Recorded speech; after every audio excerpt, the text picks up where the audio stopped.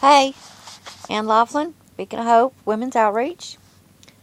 No, it's not in a building. I do my ministries on the internet here. I'm on reading Journey to Faith by Ann Laughlin. That's me.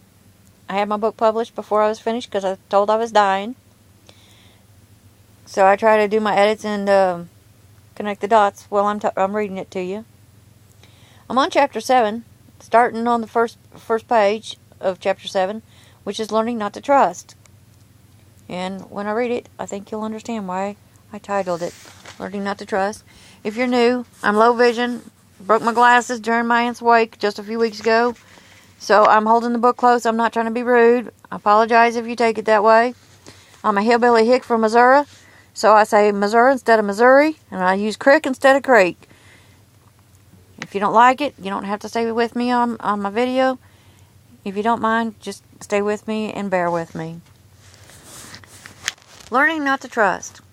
A horrible situation happened which resulted in losing custody of Martin, that's my son, until he was 2 years old. I was living with my sister Cheryl in Springfield, Missouri. I was dating a boy named Tim. When I found out we were related through marriage, I broke up with him. By the way, when I say related through marriage, my uncle was married to his aunt. But at that time, I was young and didn't know that marriage did not really mean we were really related. But I had the understanding we were cousins by marriage. So I thought I was told that's the wrong thing. You don't date your cousins. Not nowadays, you don't. In the old days, they did. So anyway, I broke up with him. I started seeing another boy that lived in the same trailer park Cheryl and I lived in. Out of jealousy, Tim, that was the cousin's name, or boyfriend, told my sister Cheryl, brother-in-law James, and half-brother Ricky that I was being held hostage. What an idiot. I wasn't. He was jealous. He just didn't know what trouble he was causing. The men went to the trailer I was visiting, and they started a fight with the people that lived in that trailer. The problem was, they brought baseball bats and knives to a gunfight. My new boyfriend happened to be a brother to his older sister was a member of a gang. A bike gang, that is. I'm not talking drugs and alcohol, crazy stuff. They were bike riders. And yeah, they were a lot of fun. But when you're young, you don't, dumb and stupid, okay? Made poor choices. That's part about this book. I made poor choices, and I learned from it. That's how we learn, and we grow, and we move forward.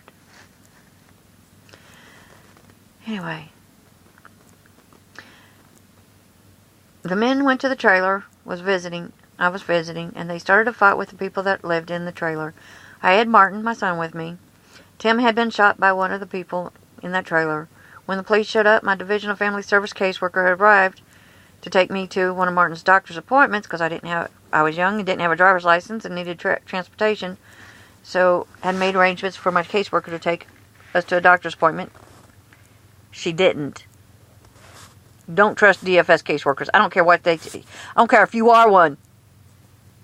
You lie. You've been taught to lie. You've been taught to deceive. You don't like it? Get off my channel. You want to hear the truth about my life? That's what this is about. You don't like it? Leave. But if you want to hear and know how it relates to you, how I survived it, how you can survive it, please stay. Learning not to trust. There's a lot of reasons why I didn't trust. But we grow up.